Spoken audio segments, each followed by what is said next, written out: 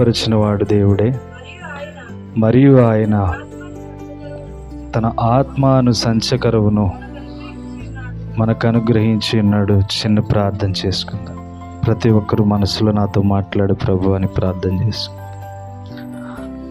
దేవా స్తోత్రాలు తండ్రి, పరిశుద్ధుడా, గొప్ప దేవుడా, నీ అమూల్యమైన ప్రేమను బట్టి, నీవు నడిపిస్తున్న వాక్యానుసారమైన జీవితాన్ని బట్టి ఈ సమయమందు నిలబడుతున్నది తండ్రి నువ్వని నమ్మచ్చున్నాం ప్రభువా. బిడ్డలతో మాట్లాడండి. ఇంత వర్షాన్న నీ వాక్యాన్ని వినాలని వచ్చారు. వారు ఆసక్తి ఏంటో గుర్తించి వారితో మాట్లాడండి. ధైర్యమునివ్వండి, బలమునివ్వండి, శక్తినివ్వండి. ఈ అంత్య దినాల్లో మాకు కావలసిన బోధన మాకు దయచేయండి. నేను మాట్లాడితే వారికి అర్థం కాదు గనుక నీ ఆత్మతో బిడ్డలతో మాట్లాడమని ప్రార్థిస్తున్నా. బలపరిచి ఉన్నతమైన కృపలో ముద్రించమని వారి హృదయాలను నీకు అప్పగిస్తూ నా నోటిని నీ బోరగా వాడుకొని బలమైన కంఠస్వరముతో అగ్ని వంటి మాటలతో బిడ్డల్ని ఈ రాత్రి నీవు మలచమని యేసునామం పేరట అడుగుచున్నాం తండ్రి, ఆమేన్. ఇంతటి వాతావరణంలో చక్కగా వచ్చిన మీ అందరికీ ప్రత్యేకమైన వందనాలు తెలియజేస్తాను.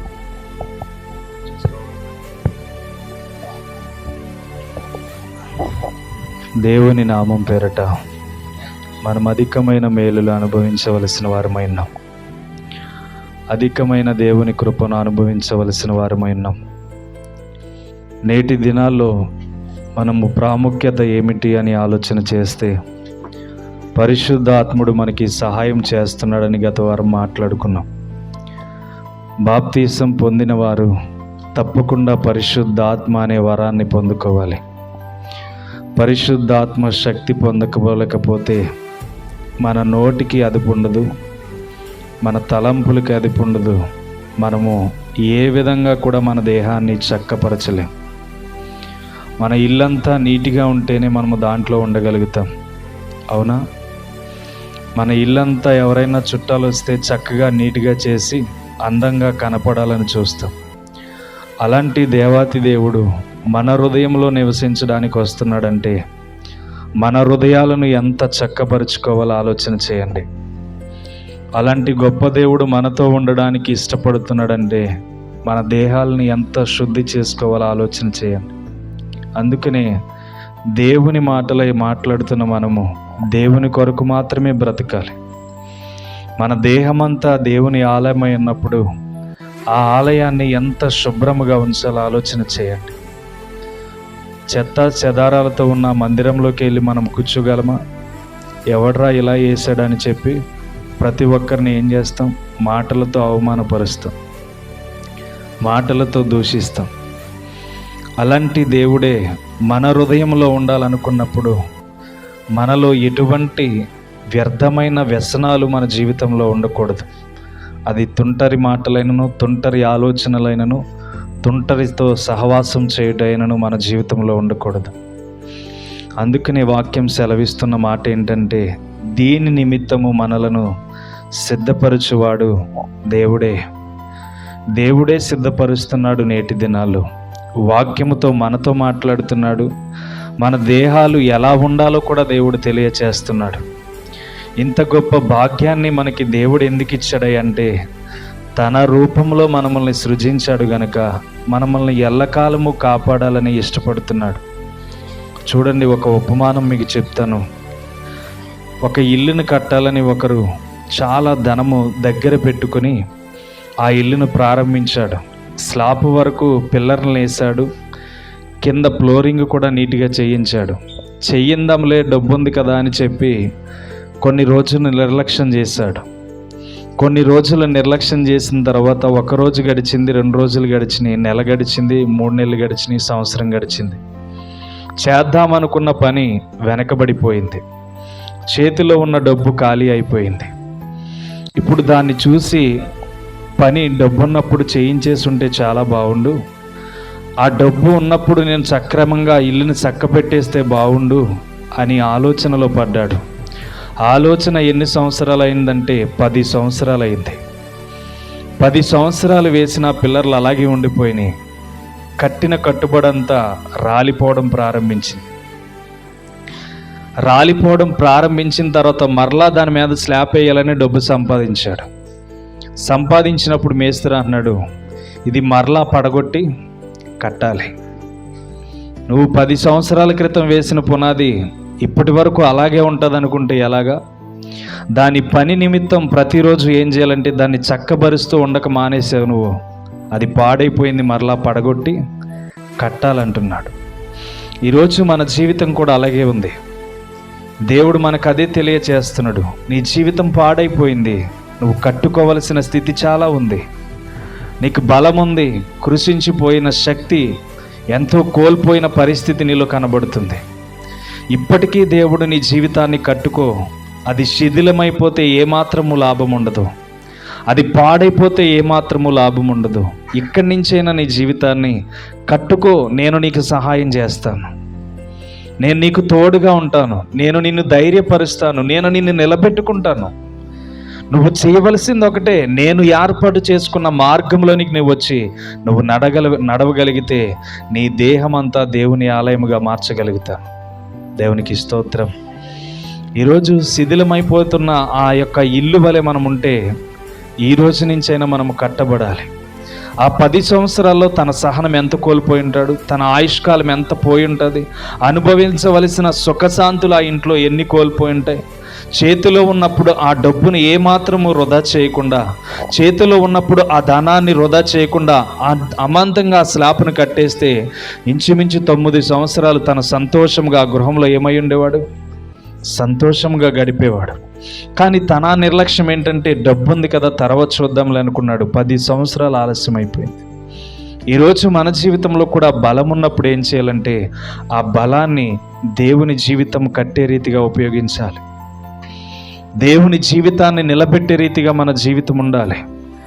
దేవుడు మన దేహంలో నివసిస్తానంటున్నాడంటే దేవుని కొరకు ఒక ప్రత్యేకమైన ఏర్పాటు మనం కలిగి జీవించాలి. ఆ వ్యక్తి చేతులు కాలిపోయిన తర్వాత ఇల్లు కట్టేసుకుంటే బాగుండు అనిపిస్తుంది. కానీ ఆ కాలిపోకముందే ఆలోచన చేస్తే 9 సంవత్సరాల సుఖానుభావం అనుభవించి ఉండేవాడు. అవునా? కానీ తనకి అనుభవించలేని పరిస్థితి ఎక్కడైందంటే తన గర్వం వలన అది జరిగింది. ఈరోజు గర్వం వలన మన శరీరం పాడైపోవట్లేదా? ఈరోజు గర్వం వలన మన దేహం నాశనం అయిపోవట్లేదా? రోగాల బారిన పడిపోవట్లేదా? బలహీనతల బారిన పడిపోవట్లేదా? మరి ఎందుకు మనము అజ్ఞానుల వలె జీవిస్తున్నాం? చూడండి, రేపటి దినాన్ని నుంచి క్రొత్త పాటలు పాడతాం. ఏ పాటలు? క్రొత్త పాటలు పాడతాం. నేను ఒక ప్రశ్న మీకు వేస్తున్నాను. ఇది నేను బైబిల్ని పాటించేవాడిని, దేవుని వాక్యాన్ని చెప్పేవాడిని. కానీ ఒక ప్రశ్న మీ ముందు పెడుతున్నాను. మీ ఇంటి మీద స్టార్ ఎందుకు పెడుతున్నారో మీలో ఎవరైనా దైవ జ్ఞానం కలిగి ఉంటే నాకు వచ్చి చెప్పండి, నేను పెడతాను. ఈ ప్రశ్న మీకు వేస్తున్నాను. మీరింటి మీద స్టార్ పెడుతున్నారు, పెట్టే స్టారు నిజంగా నీకు బైబిల్ గ్రంథం తెలుసుంటే ఎందుకు పెడుతున్నావో ఆ లేఖనాలు చూపించి నాతో మాట్లాడు. నేను కూడా స్టార్ పెడతాను. అర్థమైందని చెప్పిన మాట. బైబిల్కి విరుద్ధంగా మనం ఏ రోజు బ్రతకూడదు. స్టార్ని ఎవరు పూజిస్తారు? స్టార్ అంటే నక్షత్రమే కదా. 2వ రాజులు 21 గ్రంథం 3వ వచనం చూడండి. 2వ రాజులు 21 గ్రంథం 3వ వచనం. తన తండ్రి అయిన హిజ్కియా పడగొట్టిన ఉన్నత స్థలములను అతడు తిరిగి కట్టించి బయలుదేవతకు బలిపీఠములను కట్టించి ఇశ్రాయేలు రాజైన ఆహాబు చేసినట్లు దేవత స్తంభములను చేయించి నక్షత్రములకు మొక్కి వాటిని పూజించుచుండిరి. ఆహాబు దేవుని దృష్టికి మంచివాడయ్యాడా? దోషి అయ్యాడా? దోషే కదా. ఇప్పుడు ఏం చేస్తున్నాడు? నక్షత్రములను పూజిస్తున్నాడు. నక్షత్రం అంటే స్టారే కదా. అవునా? స్టార్ గురించి అక్కడ మాట్లాడుతున్నాడు. వాళ్ళు దేన్ని పూజిస్తున్నారని విడమర్చి రాస్తున్నాడంటే నక్షత్రములను పూజిస్తున్నారంట. మనము నక్షత్రం పెడుతున్నాం, స్టార్ పెడుతున్నాం. దాన్ని పూజించకపోతే అవుట్లు ఎందుకు వేస్తున్నావు? దాన్ని పూజించకపోతే పలహారం ఎందుకు పెడుతున్నావు? ఆలోచన ఉందా? నేను చేసిన వాడిని, నేను కలిసి తిరిగిన వాడిని. ఆ స్టార్ విషయంలో నేనే ప్రతి సంవత్సరం దాన్ని అతికించేవాడిని. నేను జేమ్స్ లేకపోతే ఎవడో కూడా చేయడు ఆ స్టార్. అలాంటి అనుభవాల్లో నేను ఉన్నవాడిని. కానీ అది నిజమా, దేవునికి ఇష్టమా కాదని సత్యం గురించి నేర్చుకోవడం ప్రారంభించాక అది తప్పు అని నాకు తెలిసింది. ఈరోజు సేవకులే చాలామంది క్రీస్తు నేడు పుట్టినంటారు. ఎందుకు క్రీస్తు నేడు పుట్టాడు? క్రీస్తు నేడు పుట్టితే నీ హృదయంలో పుట్టాలి, నేడు నీ జీవితంలో పుట్టాలి దేవుడు. అంతేగాని ఎప్పుడో జన్మించిన దేవుడు ఇప్పుడు జన్మించడం ఏంటి? నేను బైబిల్కి విరుద్ధం కాదు. ఎబ్రీ పత్రికలో ఏమంటుందో తెలుసా? 10వ అధ్యాయం 25వ వచనం చూస్తే ఏం మాట్లాడుతున్నాడు చూడండి. అక్కడ ఎబ్రీ 10, 24, 25 కలిపి ఉంటాయి చూడండి. కొందరు మానుకొని చున్నట్టుగా సమాజముగా కూడుట మానుక ఒకరినొకడు హెచ్చరించుచు ఆ దినము సమీపించుట మీరు చూచిన కొలది మరి ఎక్కువగా అలాగు చేయుచు ప్రేమ చూపుటకును సత్కారములు చేయుటకును ఒకరినొకడు పురికొల్పవలనని ఆలోచిందము చెప్తున్నాడు చూడండి. అక్కడ ఏ దినము సమీపించే కొలది, రాకడ దినం సమీపించే కొలది మీరు సత్యమును మానక సహవాసం చేసి కూడుకోండి అని చెప్తున్నాడు. మరి సత్యమేది? ఎవరో నేర్పించారు. 4వ శతాబ్దంలో వచ్చింది.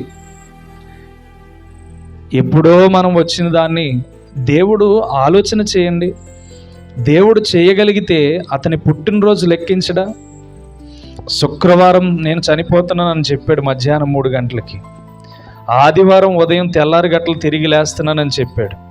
అలాంటి చెప్పిన దేవుడు అతనికి వారాలు తెలీదా? ఎప్పుడు పుట్టాడో, ఏ రోజు పుట్టాడో, ఏ డేట్లో పుట్టాడో దేవుడికి తెలీదా? మరి ఎందుకు లెక్కించలేదు? నేను బైబిల్కి విరుద్ధంగా మాట్లాడట్లా, సత్యాన్ని మాత్రమే మాట్లాడుతున్నా. నేను తెలియచేసేది ఏంటంటే మన దేహంలో దేవునికి చోటు ఇవ్వాలి. లోక ఆచారాలకు చోటు కాదు మనం ఇవ్వాల్సింది, లోక మార్గాలకు కాదు చోటు ఇవ్వాల్సింది. స్టార్ ఎందుకు పెడుతున్నావో నువ్వు ఆలోచన చేయి. రాత్రి నుంచి ఎందుకు పెట్టాలో ఆలోచన చేయి. బైబిల్ అంతా తిరిగి ఎక్కడైనా పెట్టి ఇలా చేశారు అని మీరు చెప్తే నేను కూడా వెలిగిస్తాను, నాకు ఇష్టమే. అర్థమవుతుందా?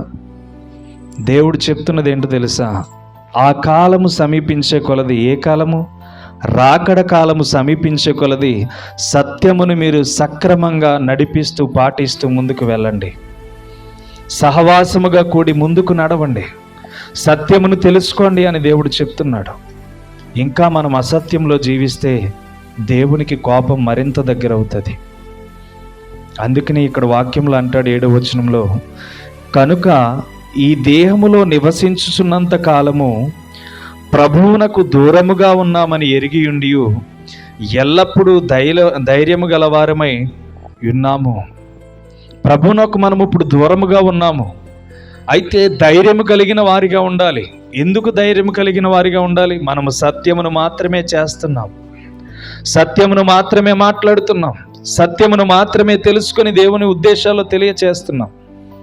వాక్యాన్ని తెలుసుకోకుండా చాలామంది అనేక మందిని నాశనం చేస్తున్నారు. సేవకులే చెప్తున్నారు ఈ విధంగా. నేను అంటున్నాను, బైబిల్ మీద తలంపులు కాదు, జ్ఞానం పెట్టి దేవుణ్ణి అడిగి చదివితే ఏది కరెక్టో ఏది రాంగో దేవుడు తెలియచేస్తాడు. జ్ఞానం లేకుండా బైబిల్ చదివితే ఎవరికి అర్థం కాదు. దేవుని వాక్యాన్ని ధ్యానిస్తూ ఆ లోతైన సత్యాన్ని ప్రజలకు వివరించే సేవకుడు కన్నీటితో ప్రార్థన చేయగలిగితేనే ప్రజలను ఎలా బలపరచాలో దేవుడు నేర్పిస్తాడు. కన్నీటితో ప్రార్థన చేయకుండా ఏ సేవకుడు చెప్పింది నమ్మొద్దు. ఎంతోమంది ఎన్నో చేస్తూ ఉంటారు. వాటన్నిటికీ నువ్వు వెళ్ళి పాలు పంపులు పొందేస్తే ఒకరోజు తీర్పు దినమున నీ దేహము గురించే నువ్వు లెక్క అప్పగించాలి. నీ దేహము గురించి నువ్వు లెక్క అప్పచెప్పాలి. అయ్యో, ఆ పాస్టర్ గారు అలా బోధించాడు, ఆ పాస్టర్ గారు ఇలా బోధించాడు, అది సత్యమని నీ కళ్ళకు పట్టిందా? నీ చెవులకు వినబడ్డదా? అది బైబిల్లో నుంచి తీసి చూపించి నీకు తెలియచేశాడా అని దేవుడు అడిగితే నువ్వేం సమాధానం చెప్తావు? అందుకని వాక్యం అంటుంది, గనుక ఈ దేహములో ఉన్నంత కాలము ప్రభువునకు దూరముగా ఉన్నామని ఎరిగి ఉండి ఎల్లప్పుడూ ధైర్యము గలవారమై ఉన్నాము. ఇట్లు ధైర్యము కలిగి ఈ దేహమును విడిచిపెట్టి ప్రభువునొద్ద నివసించుటకు ఇష్టపడుచున్నాము. ఎవరు ఇష్టపడతారు? సత్యమును మాత్రమే ఎరిగిన వారు మాత్రమే ఇష్టపడతారు. సత్యము తెలియకుండా, రక్షణ తెలియకుండా పరలోకం వెళ్తానంటే అది కేవలం నీలో ఉన్న వట్టి భ్రమ, సాతాను పెడుతున్న వట్టి భ్రమ. అందుకని ఈ దేహంలో నివసిస్తున్నంత కాలం మనం చేయవలసింది ఏంటయ్యా అంటే ప్రభువునకు దగ్గరగా మనం వెళ్ళడానికి ప్రారంభించాలి.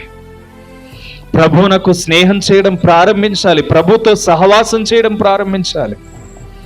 ఇంతటి వర్షంలో వాక్యం వినాలి అన్న ఆసక్తితో మీరు వచ్చారంటే మీ జీవితాలకి రాత్రి తగిన వాక్యాన్ని దేవుడు ఇస్తున్నాడు. అర్థమవుతుందా? ఆలోచన చేయండి. దేవుడు గలతీ 10లో అంటాడు, మీరు సంవత్సరములను చూడండమ్మా, స్పీడ్గా తీస్తే గలతీ 6:4-10 చూడండి. మీరు దినములను, మాసములను, ఉత్సవ కాలములను, సంవత్సరములను ఆచరించుచున్నారు. మీ విషయమై నేను పడిన కష్టము వ్యర్థమై పోవునేమో అని మిమ్మును గూర్చి భయపడుచున్నాను. క్లారిటీగా అర్థమవుతుందా ఏం చెప్తున్నాడు పౌలు భక్తుడు? ఏం విస్తరిస్తున్నారయ్యా అంటే వీళ్ళు దినాలను ఆశ్రయిస్తున్నారంట. మంగళవారం మంచి రోజు కాదు, శుక్రవారం మంచి రోజు కాదు, ఇవన్నీ మనం ఏమాత్రం ఎవరికి కూడా డబ్బులు ఇవ్వకూడదు, డబ్బులు ఇస్తే మనల ఇంట్లో ఉన్నది ఆరిపోద్ది అని చెప్పి ఆచరించే వాళ్ళు ఉన్నారు. అర్థమవుతుందా? ఆపద ఉండి వాడు ఏదో శుక్రవారం మన ఇంటికి వచ్చాడు, చెయ్యి చాచి వాడికి సహాయం చేయడం మానేసి దేవుడు చూస్తాడని, అయ్యో ఈరోజు శుక్రవారం డబ్బులు ఇవ్వకూడదని రేపొద్దున్నే ఇస్తాను, పొద్దుగుడి చేసింది ఈరోజు రేపొద్దున తెల్లారిస్తాను. ఏంటిది? అందుకనే గలతీ సంఘానికి హెచ్చరికిస్తున్నాడు. ఏమిస్తున్నాడంటే మీరు దినములను లెక్కేస్తున్నారు. ఈరోజు ఎంతమంది లేరు? పిల్లి ఎదురొస్తే భయపడుతూ ఉంటారు. దేనికి పిల్లి ఎదురొస్తే? అది ఆత్మ లేని జీవి, అది అమాంతంగా ఎక్కడి నుంచో కొన్ని పాలు తాగి బయటకు మనకు ఎదురొచ్చింది. దానికోసం కూడా మనం శపథాలు ఎక్కడ పుట్టించుకుంటున్నాం? మనలోనే పుట్టించుకుంటున్నాం. మనలోనే అన్య ఆచారాలను పుట్టించుకుంటున్నాం. ఎవడో చెప్పింది నమ్మడం అది నీ వెర్రితనం ఉంటుంది. నీ దేహములో ఉన్నంత కాలము దేవునికి దూరముగా ఉన్నామని, ప్రతి కార్యాన్ని దేవుని చిత్తము కాదు అని తెలుసుకొని బ్రతకడమే మానవ దేహము. మన్నైనది వెనకటి పలనే మన్నైపోతుంది, ఆత్మ దేవుని దగ్గరకు చేరుతుంది. మరి ఆత్మ దేవుని దగ్గరకు చేరుతున్నప్పుడు ఈ దేహములో నివసించుచున్నంత కాలం మనం ఏ రీతిగా జీవించాలి? చాలా భయభక్తులు కలిగి జీవించాలి. ఈ దేహంలో నివసించుతున్నంతకాలం దేవునికి భయపడుతూ మనం బ్రతకాలి. మరి ఈరోజు ఈ దేహాన్ని గురించి సుఖము కోసం ఎదురు చూస్తాం, కానీ అంతరంగంలో నివసించే దేవుని ఆత్మ కొరకు మనం ఏమో కూడా ఆలోచన చేయలేకపోతున్నాం. ఈరోజు మన దేహాల గురించి ఎంత ఆలోచన చేస్తామో మనలో నివసిస్తున్న దేవుని ఆత్మ కొరకు కూడా అంతే మనం ఆలోచన చేయాలి. ఆత్మ మనల్ని జీవింప చేస్తుందని మనం ఆలోచన చేయాలి. మత్తయి సువార్త 10:28 ఒక మాట మాట్లాడతాడు. ఏమంటాడంటే 10:28 మరియు ఆత్మను చంపనేరక దేహమును చంపువానికి భయపడకుడి, గాని ఆత్మను దేహమును కూడా నరకములో నశింప చేయగలవానికి మిక్కిలి భయపడుడి. అక్కడ చెప్తున్నాడు ఆత్మను దేహమును కూడా, ఎవరికంట? ఆత్మను దేహమును కూడా చంపేవానికి మిక్కిలి భయపడండి. మన దేహాన్ని గురించి భయపడొద్దని చెప్తున్నాడు. మన దేహానికి వచ్చిన సమస్యను బట్టి ప్రాధేయపడొద్దని చెప్తున్నాడు. మరి దేని గురించి ప్రయాసపడమంటున్నాడంటే ఆత్మను దేహమును కూడా నశింప చేయవానికి మిక్కిలి భయపడండి. మరి దేనికి భయపడుతున్నాం? మన దేహంలో చిన్న బలహీనత వస్తే భయపడతాం, మన దేహంలో చిన్న అనారోగ్యం వస్తే భయపడతాం, మన జీవితాల్లో చిన్న సమస్య వస్తే భయపడతాం. ఈ భయం ఎక్కడి నుంచి వస్తుందంటే నీ ఆత్మ స్థిరమైన నిలకడగా లేకపోవడం వల్ల నీకు భయం వస్తుంది. నీ ఆత్మ దేవుని యొద్ద నిలబడలేకపోవడం వలన నీ జీవితంలో భయం అనేది నీకు కలుగుతుంది. అందుకనే దేవుడు చెప్తున్నాడు, నువ్వెవరిని చూసి భయపడుతున్నావో నీకే ఆప్షన్ వదిలేస్తున్నాను. నివసించుచున్నంత కాలము దేవునికి దూరముగా ఉన్నామని గుర్తించండి. మన దేహాల గురించి దేవునికి దూరముగా ఉన్నామని మన దేహాలను గురించి జాగ్రత్తగా గుర్తించాలి. యోబు 2:5 అంటాడు, ఏమంటాడంటే సాతానుడే ఒక మాట పలుకుతాడు అక్కడ. అంత గొప్ప సాక్ష్యం పొందుకున్నాడు యోబు.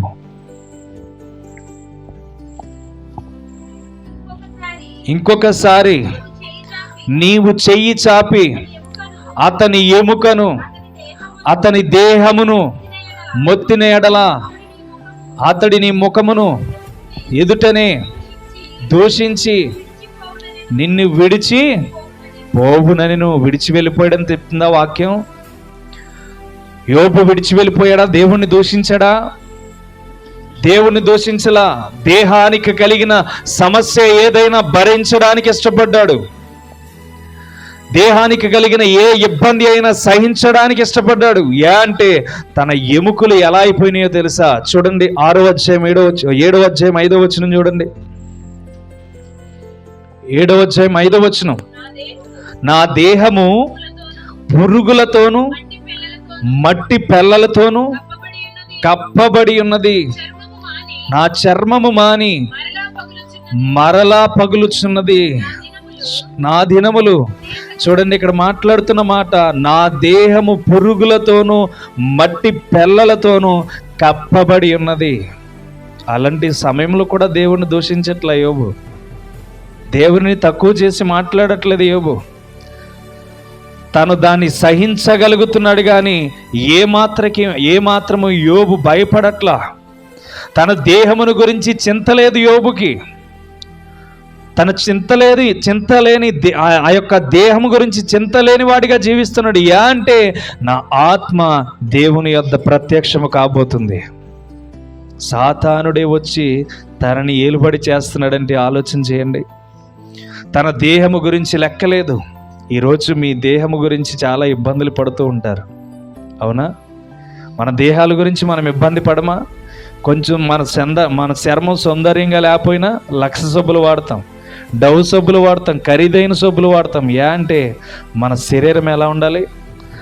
ఎవడైనా చూస్తే అందంగా కనబడాలి. అర్థమవుతుందా?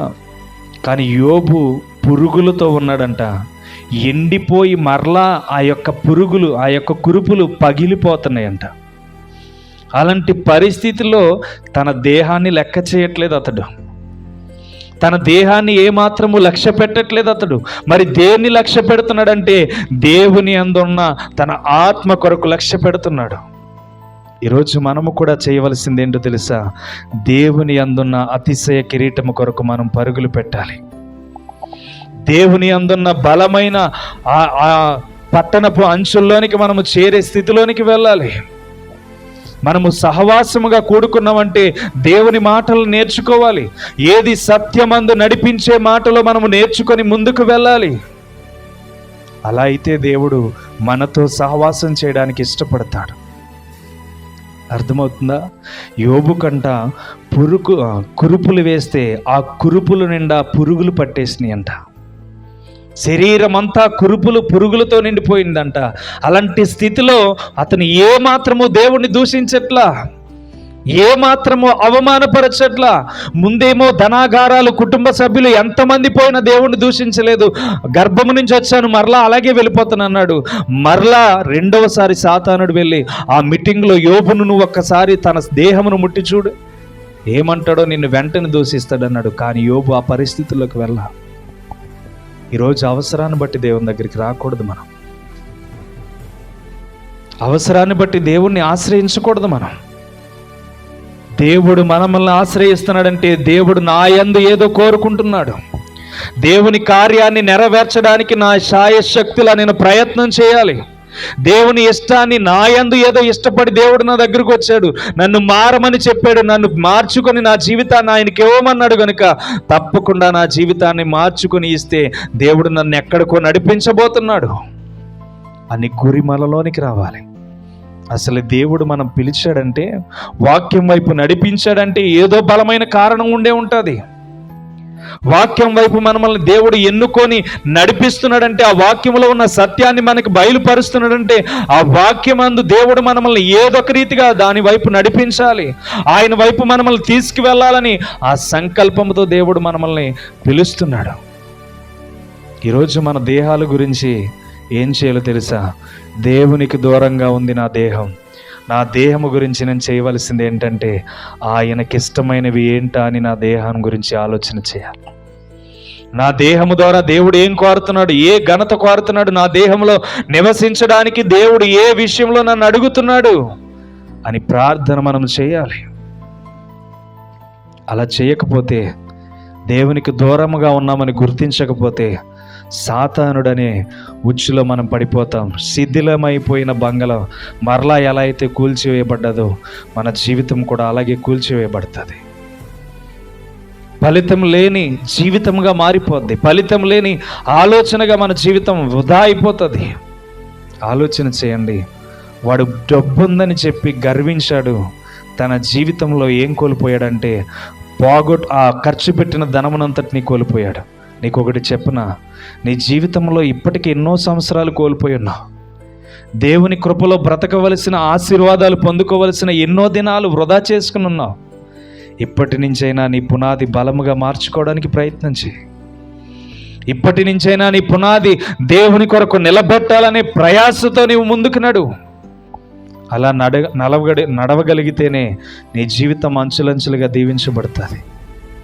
అర్థమవుతుందా? ఈ దేహములో నివసించినంతకాలము దేవునికి దూరముగా ఉన్నామని మనం ఏం చేయాలి? గుర్తించుకోవాలి.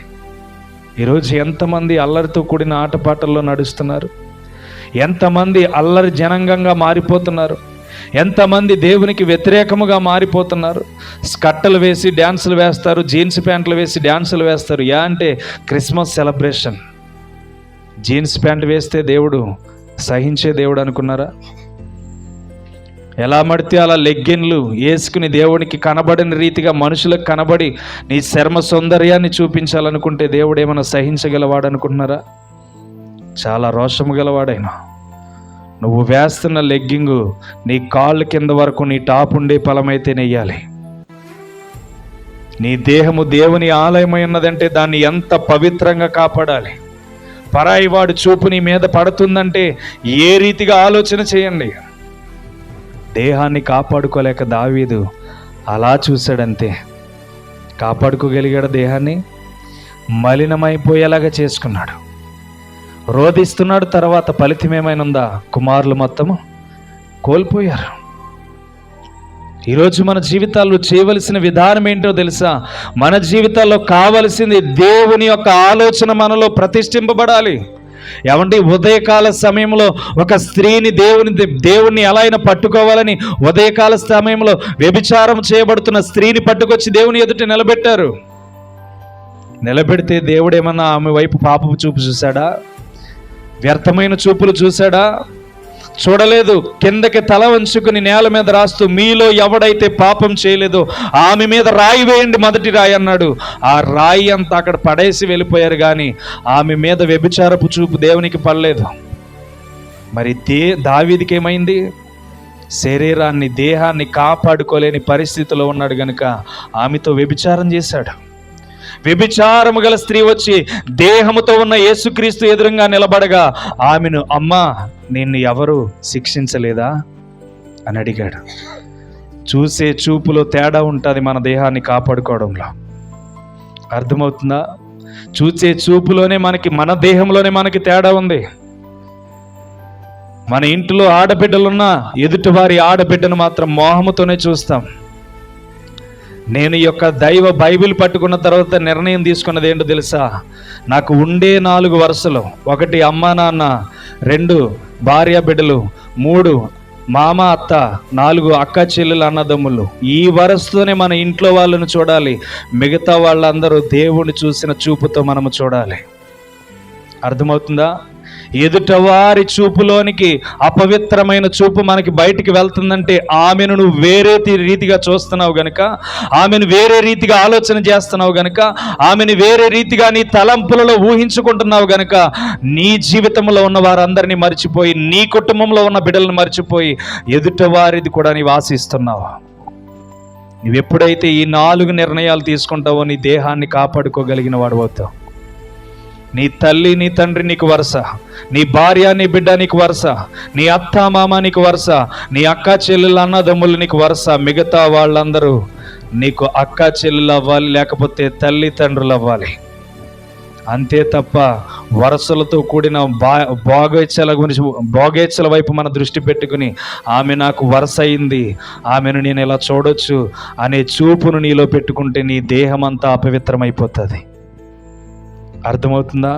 మన దేహాన్ని మనం కాపాడుకోవాలంటే మొదట మనం చూసే చూపు జాగ్రత్తగా ఉండాలి. దావీదు చూశాడు, దేహాన్ని కాపాడుకోగలిగాడా? కాపాడుకోగలగలేదు. కానీ యేసుక్రీస్తు చూసినప్పుడు అమ్మా అని పిలిచాడు. ఆ పిలుపులో ఎంత ఆప్యాయత ఉందో చూడండి. మన దేహాన్ని మనము కాపాడుకోగలిగితేనే మనము నిలబడగలం. ఎప్పుడైతే నీలో తీర్మానం నా కుటుంబ సభ్యులు తప్ప ఇరుగు పొరుగు వాళ్ళందరూ నా అక్క చెల్లెలతో సమానమని నువ్వు అనుకుంటావో అప్పుడే నీ దేహము కాపాడబడుతుంది. నీ భర్త తప్ప వేరే భర్త నాకు అన్నతో సమానం లేకపోతే తమ్ముడితో సమానమని నువ్వు ఎప్పుడు అనుకుంటావో నీ దేహాన్ని కాపాడుకోగలుగుతావు. నీ భర్తే నీకు నీ భార్య నీకు ఎప్పుడైనా శాశ్వతమని నువ్వు ఎప్పుడైతే అనుకుంటావో ఇరుగు పొరుగులో ఉన్న ప్రతి ఒక్క స్త్రీని నీవు సహోదరిగా భావించి చూడగలుగుతావు. అప్పుడు సంసారం నిలబడగలుగుతుంది. దేవుని యందు నీ దేహము దేవుని యొద్ద నిలబడగలుగుతుంది. దేవునికి స్తోత్రం. అంతటి పరిశుద్ధత మనలో ధరించుకోవాలి. దేహము దేవుని ఆలయం అన్నని దేవుడు ఊరికే చెప్పట్లా. ఆ ఆలయాన్ని శుభ్రపరిచే వారికి దేవుడు తోడుగా ఉంటాడు. ఆ ఆలయంలోనికి ఎటువంటి రోగాలు వచ్చినా దేవుడు తుడిచి బయటికి పంపించేస్తాడు. అది దేవుని ఆలయం అంటే. దేవుని ఆలయము ఉంటే ఆ ఆలయంలోనికి మనము చెత్త వెళితే ఎలా అయితే తీసేస్తామో మన ఆలయంలోనికి చెత్త వస్తున్నప్పుడు దేవుడు కూడా పరిశుద్ధతను ధరించి దాన్ని బయటికి పారద్రోలుతాడు. దేవునికి స్తోత్రం. ఈరోజు మనం ఏం చేయాలి? మన దేహాన్ని మొట్టమొదటిగా కాపాడుకోవాలి. మన దేహం ఈ లోకంలో దేవునికి దూరముగా ఉంది కనుక ఆ దేహాన్ని మనం ఏం చేయాలంటే పవిత్రముగా కాపాడుకోవడానికి ప్రతిరోజు ప్రయత్నము చెయ్యాలి. అందుకనే కొరింథీయులకు అంటూ ఉన్నాడు కదా,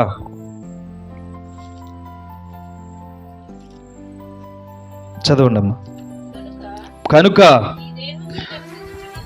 ఈ దేహములో నివసించున్నంత కాలము ప్రభువునకు దూరముగా ఉన్నామని ఎరిగి ఇండియు ఎల్లప్పుడూ ధైర్యము గలవారమై ఉన్నాము.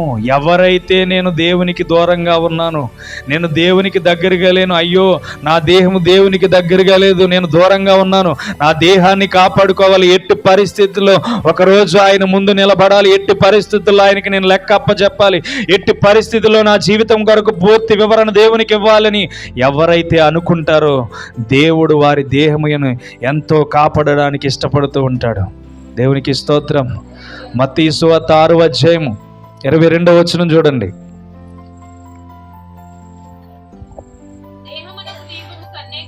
దేహమునకు దీపము కన్నే గనుక నీ కన్ను తేటగా ఉండిన ఎడల నీ దేహమంతయు వెలుగుమయమై ఉండును. దేవునికి స్తోత్రం.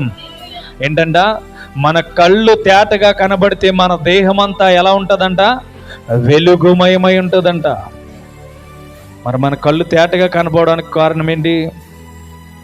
మనము లూజ్ అవకాశం ఇస్తున్నాం శరీరం విషయంలో. అవునా? మన శరీరం విషయంలో లూజ్ ఇస్తున్నాం. ఈ లూజ్ ఇస్తే ఎవడ వాడుకుంటాడు? సాతానుడు వాడుకుంటాడు.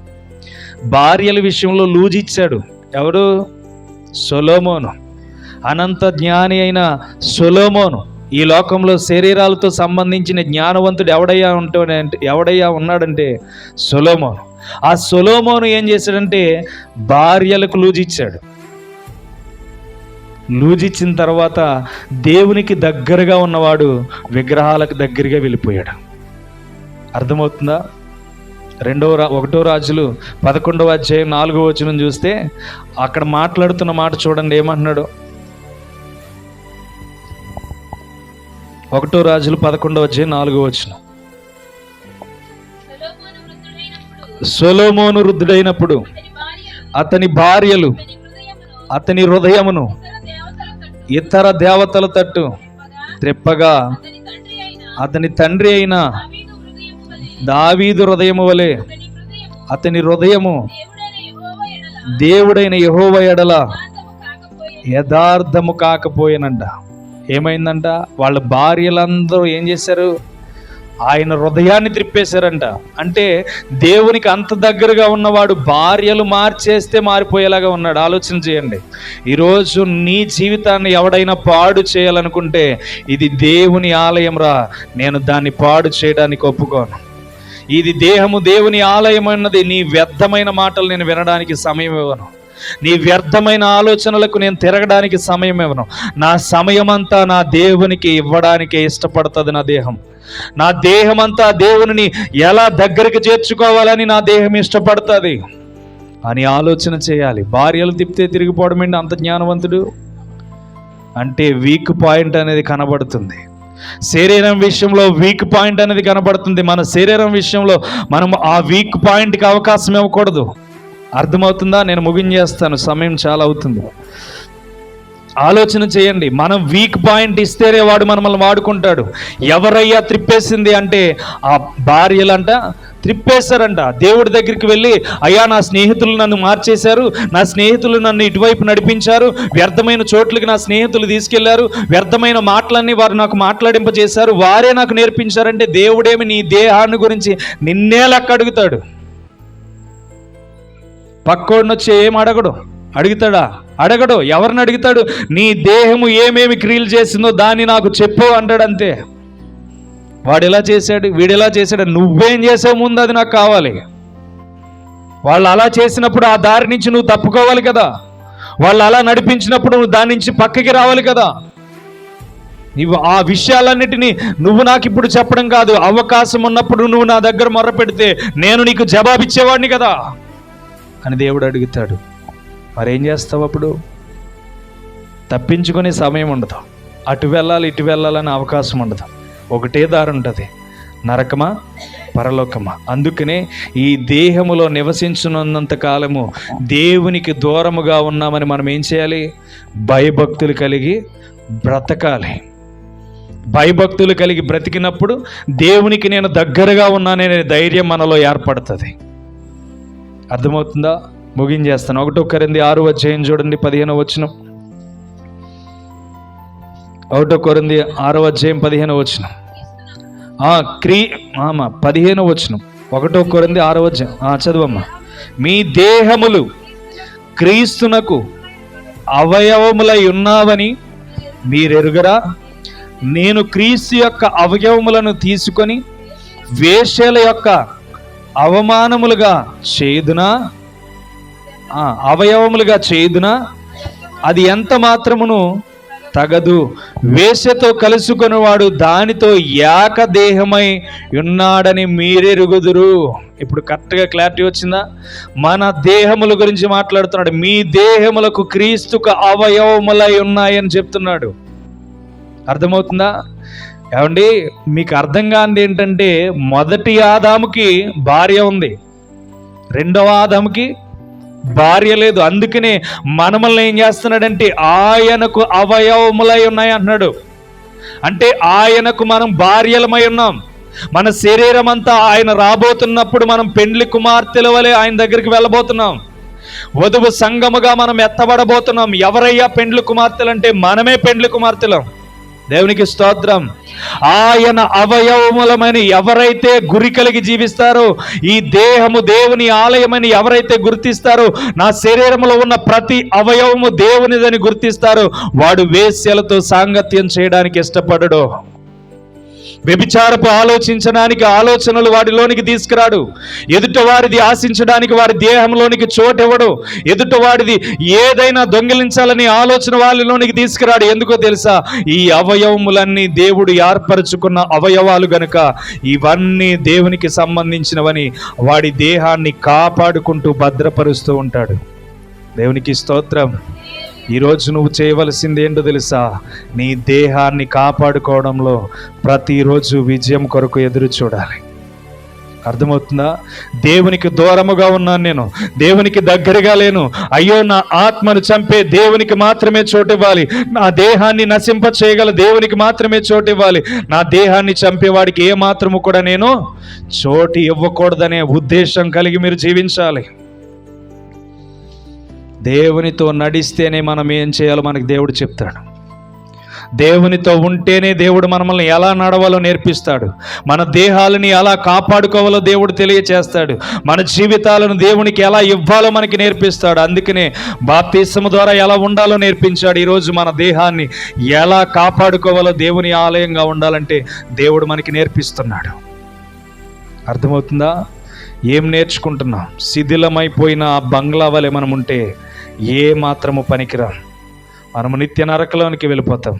మన శరీరంలో మనకు అవకాశం ఉంది, మనకి బలం ఉంది, శక్తి ఉంది. కనుక ఇప్పుడు మనం చేయవలసింది ఏంటంటే, నా సమయాన్ని వృధా చేసుకోక నా దేహాన్ని దేవుని ఆలయంగా మార్చుకోవడానికి ప్రయత్నం చేయాలని మనం ప్రయాసపడుతూ ఉండాలి. దేవునికి స్తోత్రం. అప్పుడు అంటాడు, 10వ వచనం చూడండి, తీసిన వాక్యం 1 కొరింథీ 2 కొరింథీ 5వ అధ్యాయం 10వ వచనం చదువు. ఎందుకనగా తాను జరిగించిన క్రియల చొప్పున అవి మంచివైనను సరే చెడ్డవైనను సరే దేహముతో జరిగించిన వాటి ఫలమును ప్రతివాడును పొందునట్లు మనమందరము క్రీస్తు న్యాయపీఠం ఎదుట ప్రత్యక్షము కావలియును. అర్థమవుతుందా? ఇక్కడ క్లారిటీ ఇచ్చేసాడు. ఏమన్నాడంటే, ఎందుకనగా తాను జరిగించిన క్రియల చొప్పున అవి మంచివైనను సరే చెడ్డవైనను సరే దేహముతో జరిగించిన వాటి ఫలమును ప్రతివాడు పొందినట్లు మనమందరము క్రీస్తు న్యాయపీఠం ఎదుట నిలబడవలసిన వారమై ఉన్నాము. కాబట్టి ఈ దేహముతో ఏం చేస్తున్నావు? పక్కవాడి కొంపను కోల్చాలనుకుంటున్నావా? జాగ్రత్త. ఈ దేహముతో పక్కవాడి సొమ్మును ఆశించాలనుకుంటున్నావా? జాగ్రత్త. పక్కవాడు బిల్డింగ్ కట్టుకుంటుంటే దాన్ని చూసి మత్సరపడుతున్నావా? జాగ్రత్త. పక్కవాడు ఆశీర్వదించబడుతుంటే వాడిని చూసి నీ లోపల కుళ్ళుకుంటున్నావా? జాగ్రత్త. వీటన్నిటిని బట్టి నువ్వేం చేస్తావో తెలుసా? న్యాయపీఠం ఎదుట క్రీస్తు దగ్గర నిలబడవలసిన ఒక గడియ ఉంది. వీటిని బట్టి మన దేహాన్ని మనం ఏం చేయాలంటే, ఈ రాత్రి కాపాడుకోవడం ప్రయాసపడాలి. మన దేహంలో దేవునికి మాత్రమే చోటు ఇవ్వడానికి ప్రయాసపడాలి. మన దేహంలో దేవుని ఆలయముగా మార్చుకోవడానికి ప్రయాసపడాలి. ఇదే మన గురి. వాక్యాన్ని తీసి చదివిస్తున్నది ఎందుకో తెలుసా? మీకు అర్థమయ్యే రీతిగా దేవుడు మాట్లాడుతున్నాడని అర్థమవుతుంది. వాక్యాన్ని తీయకుండా నేను లేఖనాలు చెప్పుకుంటూ వెళ్ళిపోవచ్చు, కానీ తీసి చదివించినప్పుడే అది దేవుని మాటలో కాదో మీకు అర్థమవుతుంది. కాబట్టి ఒకటి చెప్పాను, స్టార్ ఎందుకు పెడుతున్నారో జాగ్రత్తగా ఆలోచించండి. రెండవది, నీ దేహము దేవునికి దూరముగా ఉన్నది కనుక దాన్ని ఎలా దేవునికి ధైర్యముగా అప్పగించాలో ప్రతి దినము మీ అవయవాలను కాపాడుకోవడానికి ప్రయత్నం చేయండి. ఈ శరీరం అంటది, ఎదుటివాడి భార్యను ఆశించు, ఎదుటివాడి కూతురుని ఆశించు, ఎదుటివాడి పరాయి పురుషుని ఆశించు. వాడు అందంగా ఉన్నాడు, నీ భర్త కంటే నీ భార్య కంటే ఆమె అందంగా ఉంది, తనను ఆశించు, మోహించి ఏదైనా వ్యభిచారం చేయంటది. వ్యభిచారం చేసిన తర్వాతే తెలుస్తుంది అది ఎంత ఘోర పాపం అనేది. కాబట్టి ఈరోజు ఈ దేహానికి మనము దేవునికి దూరముగా ఉన్నామని తెలియచేసి ఈ దేహాన్ని మనం ఏం చేయాలంటే ప్రతి దినము నలగగొడుతూ దేవునికి అవయవములై ఉన్నాము గనుక ఈ అవయవాలన్నీ దేవునికి ఎలా ఇచ్చాడో అలా పట్టుకుని మరలా దేవునికి అప్పగిస్తే ఆ న్యాయపీఠం ఎదుట దేవుని క్రీస్తు బిడ్డలమని పిలువబడతాం. దేవునికి స్తోత్రం. అందుకే మన ప్రయాస. ఈ దేహం అంటది లోక అల్లరి నేర్చుకో అంటది, లోక క్రియలను నేర్చుకో అంటది. దేవునికి విరుద్ధమైన పనులన్నీ చేయంటది. దేవునికి ఇష్టం లేని కార్యాలన్నీ చేయంటది. దేవుడు అంటాడు, ఇవన్నీ నీవు లెక్క అప్పగించాలి. నీ దేహంతో చేస్తున్న ప్రతీదీ నా న్యాయపీఠం ఎదుట నిలబడాలి. కనుక ఇవన్నీ విడిచిపెట్టి నీ జీవితాన్ని భద్రపరుచుకొని సత్య మాటలను వినడానికి సమూహముగా కూడి అక్కడ నీ జీవితాన్ని కట్టుకోవడం ప్రారంభించు అని దేవుడు చెప్తున్నాడు. కాబట్టి ఈ పండగలు, పబ్బాలు, పిండి వంటలు ఇవన్నీ కాదు. దినము గడిచే కొలది దేవుని దగ్గరికి అవుతున్నామని ఆలోచన చేసుకోండి. దేవుని రాకడకు దగ్గరగా వెళ్తున్నామని ఆలోచన చేయండి. పండగ చేసుకోండి, నేను చెయ్యొద్దని అనట్లా, కానీ దేవుని ఇష్టానుసారంగా ఆ పండగ ఉంటే తప్పకుండా చేయండి. అర్థమవుతుందా? కాబట్టి నేను వ్యతిరేకిని కాదు, బైబిల్కి విరుద్ధమైన వాడిని కాదు. బైబిల్ నాకు ఏదైతే చెప్తుందో నేను ప్రకటించే బోధ ప్రతి ఆత్మ దేవుని ఎదుట నిలబడుతుంది. కనుక ఒకరోజు నువ్వు కూడా వాళ్ళకి సత్యాన్ని చెప్పలేదని దేవుడు నన్ను నిలదీస్తే, దేవా నేను సత్యాన్ని మాత్రమే బోధించాను, అబద్ధమైన బోధ నేను బోధించలేదని దేవుని దగ్గర నేను కూడా సమాధానం చెప్పాలి. ఎందుకంటే మీకేం బోధించామో తీర్పు చెప్పాలి, మేము ఎలా నిలబడ్డామో రెండో తీర్పు మేము కూడా చెప్పాలి. మీకు ఒకటే తీర్పు విన్నవారికి మేము ప్రకటించి ఏ వార్తను చెప్పామో దాని విషయంలో తీర్పు చెప్పాలి. రెండోది మా దేహాలను మేము ఎలా కాపాడుకున్నామో దాని విషయంలో తీర్పు చెప్పాలి. కాబట్టి నేను సత్యానికి విరుద్ధని కాదు. మీరు చేసేవి బైబిల్ ప్రకారంగా ఉన్నాయో లేదో గుర్తించి చేయడానికి ఈ సంవత్సరమైనా మీ కళ్ళు తెరుచుకోండి. మీ దేహానికి దేవుని ఆలయముగా చోటివ్వడానికి, మీ అవయవములన్నీ దేవునికి అప్పగించడానికి సిద్ధపడదాం. అట్టి కృపలో దేవుడు దీవించి ఆశీర్వదించునుగాక. త్వరగానే ముగించుకున్నాం గనుక ప్రార్థన చేద్దాం. ప్రతి ఒక్కరూ తలలు వంచి, ప్రతి ఒక్కరూ మీ దేహాల్లో ఈరోజు వరకు ఏది మిమ్మల్ని ఆటంకపరుస్తుందో, మీ దేహాల్లో ఇప్పటి వరకు ఏది మిమ్మల్ని ఆటంకపరిచి మిమ్మల్ని అభ్యంతర పెడుతుందో, మీ దేహాల్లో దేనికి చోటిచ్చి మీ అవయవాలన్నింటినీ పాడు చేస్తున్నారు, ఒకసారి మీరు ఆలోచన చేసుకోండి. నేను గొప్ప. నువ్వు ఈ లోకంలో గొప్పోడివే కాదు, పరలోకంలో గొప్పవాడివని పిలిపించుకుంటేనే గొప్పవాడివి. నువ్వు అనుకోవచ్చు ఈ లోకానికి సంబంధించిన వ్యసనాలన్నీ చేయొచ్చు, కానీ న్యాయపీఠం ఎదుట, మనుషుల ఎదుట కాదు, యేసుక్రీస్తు న్యాయపీఠం ఎదుట ఒకరోజు నిలబడాలి. సహోదరుడా, సహోదరి, ఈ మాటలు వింటున్న సేవకులైనా, ఈ మాటలు వింటున్న దైవజనులు ఎవరైనా సరే, నీ సంఘానికి సత్యమైన బోధన బోధిస్తున్నావో లేదో గురి కలిగి జీవించు. నీ సంఘానికి సత్యమైన మాటలు వివరిస్తున్నావో లేదో ఒకసారి ఆలోచన చేయి. నీ సంఘాన్ని సత్యంలో నడిపించకపోతే అది వధువు సంఘముగా తీర్చబడదు. ఒకరోజు న్యాయపీఠం ఎదుట నిలబెట్టినప్పుడు సంఘముతో పాటు సేవకుణ్ణి నిలదీసి దేవుడు అడుగుతాడు, నీ వాక్యము తెలిసి బోధించావా, వాక్యము తెలియకుండా బోధించావా? ఈరోజు నువ్వు ఈ మాటలు వినొచ్చు ఎక్కడున్నా కానీ, దేవుడు ఈ మాటలు నీకు తెలియజేస్తున్నాడు. ఎందుకంటే అంత్య దినాల్లోనికి మనం వెళ్ళబోతున్నాం. ఏది సత్యమో, ఏది అబద్ధమో, ఏది నిజమో, ఏది విగ్రహాలను పూజించబడుతుందో నువ్వు తెలుసుకోవలసిన దినాల్లో ఉన్నావు. నీ దేహాన్ని కాపాడకపోతే నరకాలు పాలైపోతుంది. నీ అవయవాలను నువ్వు కాపాడుకోకపోతే జీవితంలో ఎన్నో కోల్పోతావు. ఈరోజు నీ దేహము ఎంత ప్రాముఖ్యమైనదో దేవుడు మాట్లాడాడు. నీ దేహము ఎంత ప్రాముఖ్యమైనదో దేవుడు నీకు తెలియచేశాడు. నీ దేహము ఎంత విలువైనదో దానితో సత్యమును మాత్రమే నెరవేర్చడానికి దేవుడు నీకు అవకాశం ఇచ్చాడు. సత్యమును మాత్రమే తెలియచేయడానికి నీకు అవకాశం ఇచ్చాడు. ఆ సత్యమును దేవునికి తెలియచేస్తూ, ప్రజలకు తెలియచేస్తూ, దేవునికి నీవు సత్యవంతుడిగా ఈరోజు కనబడాలి. సత్యవంతుడిగా నీవు దేవునికి నిలబడాలి. సత్యవంతుడిగా దేవుని క్రియలను చేయడానికి నీవు రెండు తీర్పులు తీర్చేవాడివైనా, రెండు తీర్పుల్లోనికి వెళ్ళేవాడివైనా, ఒక తీర్పులోనికి వెళ్ళేవాడివైనా, నీ దేహం విషయంలో నీ ఆలయం ఎలా ఉందో ఆలోచన చేయి. నీ జీవితం విషయంలో నీ ఆలయం ఎలా ఉందో ఆలోచన చేయి. విడిచిపెట్టేద్దాం. శిథిలమైపోయింది 10 సంవత్సరాలు, ఎందుకు పని చేయదన్నాడు. శిథిలమైపోయింది, ఎందుకు పని చేయదన్నాడు. 10 సంవత్సరాలు వృధా అయిపోయినాయి. సుఖంతో అనుభవించవలసిన దినాలు ఎన్నో బలహీనుడిగా అనుభవించాడు, కష్టాలు పడ్డాడు, శ్రమలు పడ్డాడు, వ్యర్థముగా దాన్ని ఖర్చు చేశాడు. మరలా కష్టపడి 10 సంవత్సరాలు సంపాదిస్తే కానీ ఫలితం రాలేదు. ఈరోజు నీ శరీరం బాగున్నప్పుడు ఇక నుంచి నీ అవయవాలన్నీ దేవుని కొరకు శ్రమపడే రీతిగా మార్చుకుందాం. వధువ సంఘముగా మనము దేవునికి సిద్ధపాటు కలిగి వెళ్దాం. వధువ సంఘముగా మన దేహాలను దేవునికి అప్పగిందాం. వధువ సంఘముగా మన దేహాలను దేవుని కొరకు ఎలా అయితే పెండ్లికి సిద్ధపడిన వారిగా దేవునికి అప్పగిద్దాం. తప్పకుండా మన హృదయాలను దేవునికి అప్పగిద్దాం. మన దేహాలని ఈ రోజు నుంచి శుభ్రం చేద్దాం. ఆలయాన్ని ఎలా అయితే శుభ్రం చేస్తామో మన దేహాన్ని కూడా శుభ్రం చేసుకుందాం.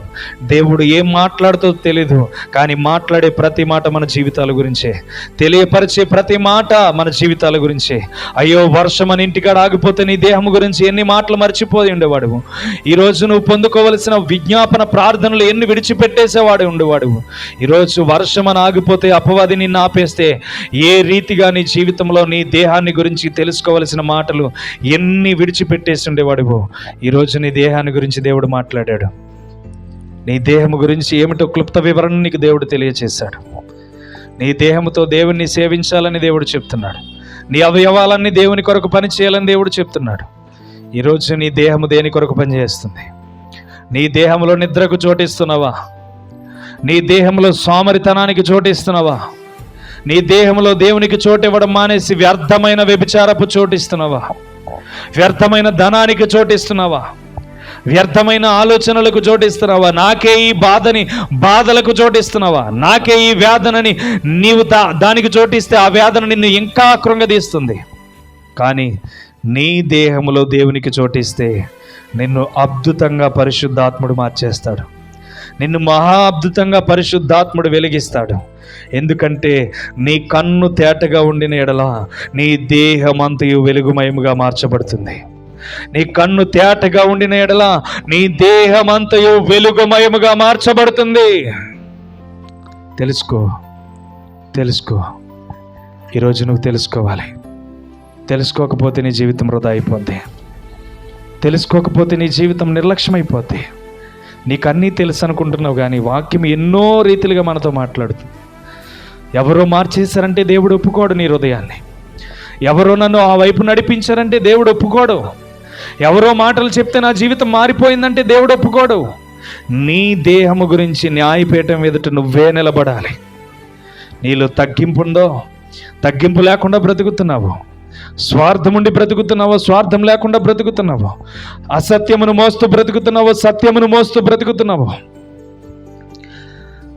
మనుషుల మీద అవమానాలు పెట్టేవాడిగా బ్రతుకుతున్నావు, లేకపోతే మనుషుల మీద అవమానపడుతుంటే వాళ్ళని కాపాడే రీతిగా బ్రతుకుతున్నావు. నీ దగ్గరకు ఒకటి సహాయం కొరకు వచ్చినప్పుడు వాడికి సహాయం చేసే రీతిగా ఉంటున్నావు, వాడిని సహాయం లేకుండా దూరపరిచే రీతిగా ఉంటున్నావు. ఆలోచించి నీకున్నది ఇంకొకటికి సహాయం చేయి.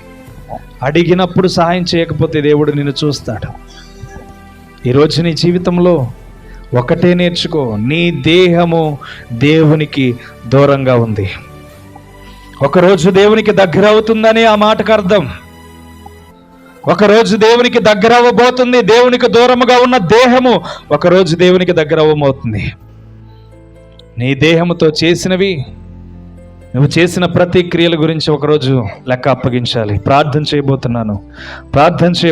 మీ దేహాల గురించి మీరేదైతే చేయబోయారో, మీ దేహాల గురించి ఏదైతే మీరు చేశారో దాని నిమిషంలో ప్రార్థన చేయబోతున్నాం.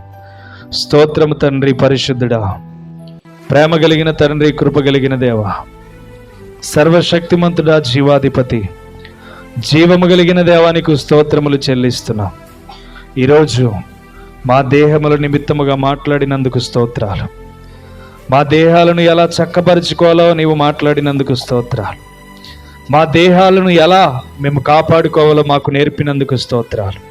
జ్ఞాని అయిన సొలొమోను భార్యలు తన మనస్సు మార్చేశారని చెప్తున్నాడు ప్రభు. దావీదు తన కొనుచూపులో పడిన దేహాన్ని చూసి తన శరీరాన్ని కంట్రోల్ చేసుకోలేకపోయాడు తండ్రి. ఈరోజు మేము మా జీవితాలను కాపాడుకోలేక ఎన్నో అవకాశాలను బట్టి మా సొంత నిర్ణయాలకి మేము ఈ లోకంలో యూజ్ చేసుకోగలిగాం. కానీ ఇప్పుడు మా దేహం నీ కొరకు పోరాటంలో దింపాలని ఆశపడుతున్నాం తండ్రి. ఈ రోజు నుంచి మా పోరాటం నువ్వై ఉండాలని ఆశపడుతున్నాం తండ్రి. మా దేహంలో నీ పోరాటం జరగాలని ఆశపడుచున్నాం తండ్రి. మా దేహంలో నీ పోరాటానికి అవకాశం ఇవ్వాలని ఆశపడుచున్నాం తండ్రి. మా అవయవములన్నీ పవిత్రముగా నీ చేతిలో పెట్టాలని ఇష్టపడుతున్నాం తండ్రి. ఇంతకాలము వ్యభిచారంతో ఆలోచించాం, ఇంతకాలము చెడ్డ తలంపులతో ఆలోచించాం, ఇంతకాలము వ్యర్థమైన వాటి కొరకు ఆలోచన చేస్తాం. ఇక నుంచి మాకు 4 వరుసలు ఉన్నవి తండ్రి. ఒకటి అమ్మా నాన్న వరుస ఉన్నది తండ్రి. ఒకటి భార్య బిడ్డల అవసరమై ఉన్నది తండ్రి. 3వది అత్తమామలుగా మా జీవితాల్లో ఉన్న వారికి అవకాశం తండ్రి. 4వదిగా మా అక్క చెల్లెలు అన్నదమ్ములకు మాత్రమే అవకాశం తండ్రి.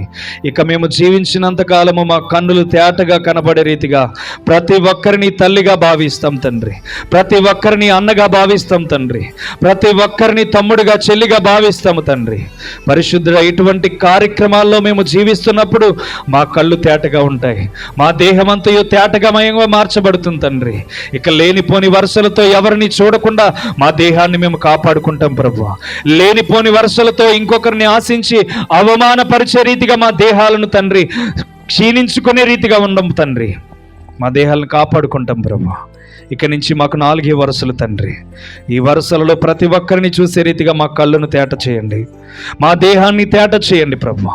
మా దేహాన్ని పవిత్రముగా మార్చండి, పరిశుద్ధంగా మార్చండి.